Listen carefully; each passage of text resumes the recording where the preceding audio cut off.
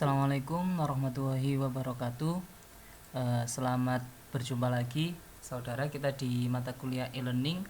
Kita sekarang ada di uh, presentasi saya yang kedua, yaitu nanti akan saya jelaskan tentang sejarah e-learning. Kalau kemarin kan hakikat e-learning dan seterusnya itu, terus kemudian saya akan jelaskan sejarah perkembangan e-learning di Indonesia.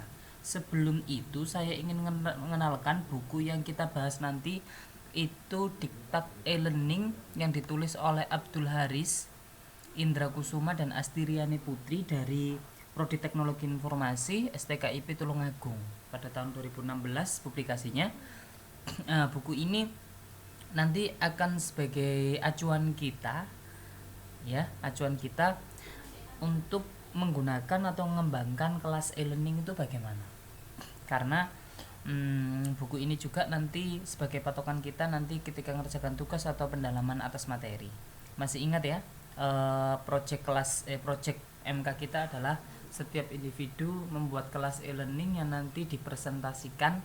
E-learningnya meliputi materi, terus diskusinya bagaimana, terus kemudian penilaiannya bagaimana, dan RPP terdiri atas 3 materi. Dalam buku ini kemarin saya jelaskan tentang konsep e-learning. Nanti saya di bab 2 saya akan jelaskan sejarah, terus level e-learning dan seterusnya. Nanti kita akan coba presentasi kelompok. Saya masih belum membagi kelompoknya, tetap kita nanti 5 kelompok seperti di media pembelajaran. Anda bisa ganti kelompok juga bisa, tapi jumlahnya tetap yaitu 5 kelompok. Saya nanti akan minggu depan saya coba memformulasikan itu. Sekarang saya akan presentasi tentang sejarah e-learning. Saya tidak menjelaskan dalam bentuk PPT, tapi saya bentuk PDF. Yang penting materi atau presentasi saya bisa dipahami. Nanti kalau tidak ada pertanyaan, akan ada pertanyaan di setiap akhir bab ini. Ini misalkan bab 1 ada penugasannya. Nah, sekarang kita di bab 2, yaitu sejarah perkembangan dan model penerapan e-learning. Sejarah perkembangan e-learning nanti Anda nanti diharapkan mampu menjelaskan sejarah perkembangan e-learning, mengidentifikasi e-learning di Indonesia, memahami model penerapan e-learning. Tapi kalau yang paling utama A dan B. Sejarah perkembangan e-learning. E-learning pertama kali itu diperkenalkan di Universitas Illinois yang di Urbana-Champaign dengan menggunakan sistem instruksi berbasis komputer dan komputer bernama Plato pada waktu itu. Sejak itu e-learning terus mengalami perkembangan dari masa ke masa. Wikipedia menyebutkan perkembangan e-learning melalui tahapan-tahapan sebagai berikut.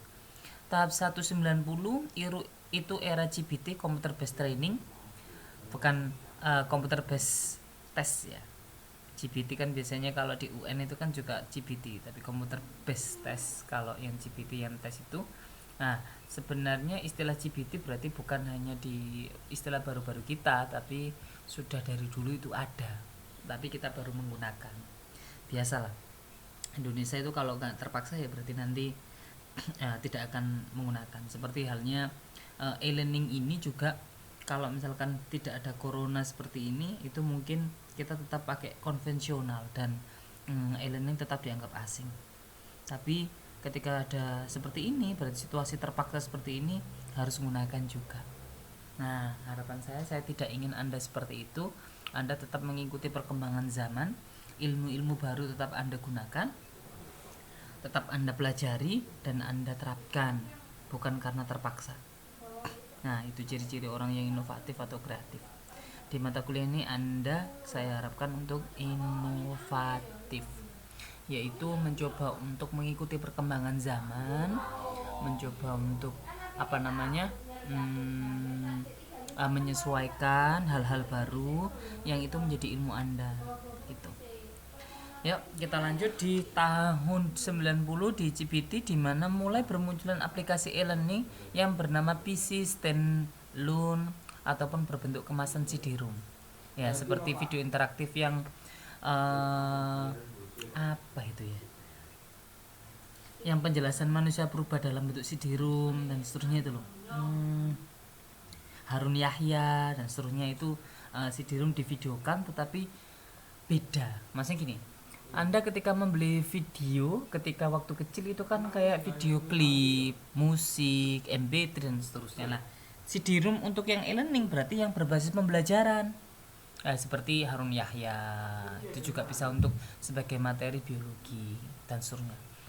Isi materi dalam bentuk tulisan maupun multimedia dengan formatnya adalah ini.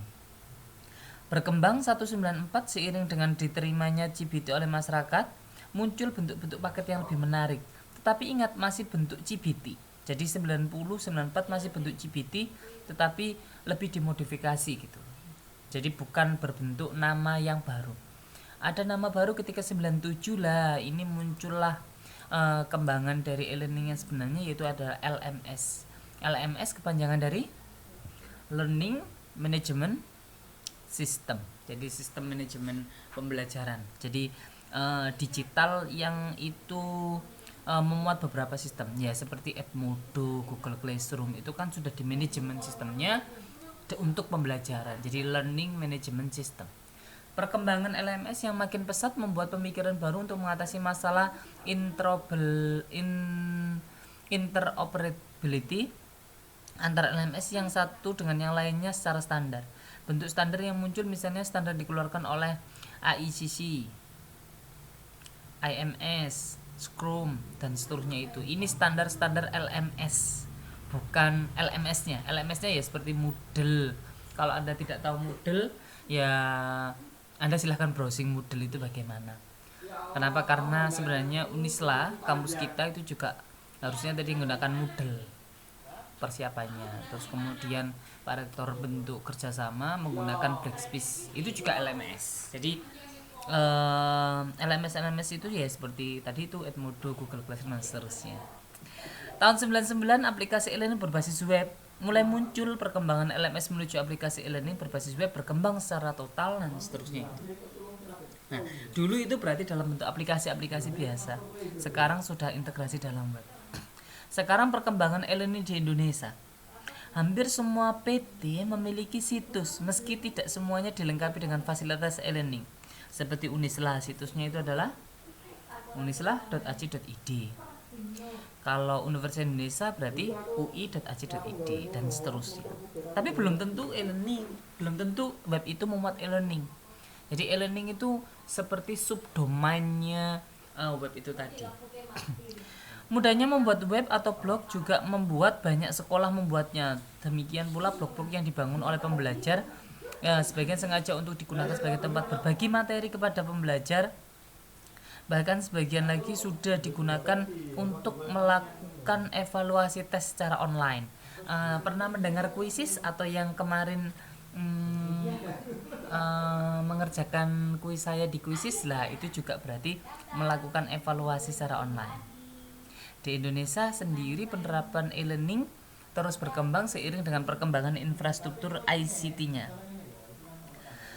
Kemudian akses internet dan murahnya perangkat untuk masyarakat membuat pengguna internet di Indonesia terus bertambah. Dewasa ini program-program e-learning seperti basic e-learning based learning dan internet based sudah mulai banyak diselenggarakan lembaga pendidikan. Jadi perkembangan e-learning di Indonesia itu juga mulai banyak gencar seiring berkembangnya literasi digital anak-anak muda, yang itu mulai mengembangkan aplikasi-aplikasi pembelajaran dari mulai aplikasi tes saja, terus kemudian jajak pendapat lah mulai, terus kemudian digunakan e-learning itu. Model penerapan e-learning sekarang, model-modelnya ada selective model. Selective model ini digunakan jika jumlah komputer di sekolah sangat terbatas, misalnya hanya ada 1 unit. Di dalam model ini pembelajar harus memilih salah satu alat atau media yang tersedia yang dirasa tepat untuk menyampaikan bahan pelajaran. Jika pembelajar menemukan bahan e-learning yang bermutu dari internet, maka dengan terpaksa pembelajar hanya dapat menunjukkan bahan pembelajaran tersebut kepada pembelajar sebagai bahan demonstrasi saja. Jika terdapat lebih dari satu komputer di kelas, maka pembelajar harus diberi kesempatan untuk memperoleh pengalaman langsung. Jadi gini, selektif model itu kayak gini. Kalian pasti sudah tidak merasakan itu ya. Saya dulu merasakan. Misalkan kalian itu ada mata pelajaran komputer. Nah, ada di lab komputer. Lah, komputernya itu hanya ada 2 misalkan. Sedangkan siswa teman-teman kalian di satu kelas ada 40. Nah, otomatis selektif model itu tadi berarti kalian tetap di lab tetapi tidak memegang komputer. Nah, komputer itu dipegang 1 orang 2 orang yang itu didemonstrasikan di depan kelas. Nah, itu namanya selektif model. Model-model yang diselektifkan. Kalau sequence model itu digunakan jika jumlah komputer di kelas terbatas. Misalnya hanya 2 3 ini yang selektif, ini sequence model, yaitu siswa mencoba satu. Kalau yang ini itu selective model itu hanya 1 komputer. Static station model ini digunakan jika jumlah komputer di kelas terbatas, sebagaimana halnya dengan sequence model. Di dalam model ini pembelajar mempunyai beberapa sumber belajar yang berbeda untuk mencapai tujuan yang sama. Bahan e-learning digunakan oleh 1-2 kelompok. Nah, ini biasanya kalian. Laboratorium model itu 1 orang 1. Nah, sudah. Ini perkembangannya dan seterusnya. Terus kemudian kita lanjut, sudah penugasan. Ya sudah. Materinya hanya itu berarti. Berarti silakan pelajari perkembangan e-learning yang di awal itu. Terus kemudian model-modelnya sebagai tindak lanjutnya. Kalau ada pertanyaan, silakan berikan komentar di Google Scholar. Di Google Classroom, nanti saya akan menjawab itu. Untuk beberapa minggu ke depan ini saya sepertinya akan bisa aktif untuk melayani Anda. Kalau kemarin-kemarin mohon maaf tidak seberapa bisa aktif melayani karena banyak kegiatan, tapi kalau ini sepertinya sudah. Jadi selamat belajar. Nanti PDF dari diktat ini saya akan beri. Terus kemudian besok kelompok 1 dan seterusnya nanti saya akan posting lebih lanjut. Yang penting adalah PJ kelas saya di e-learning itu silahkan membuat 5 kelompok. Nanti saya berikan penugasan itu. Terima kasih. Semoga manfaat. Mohon maaf. Assalamualaikum warahmatullahi wabarakatuh.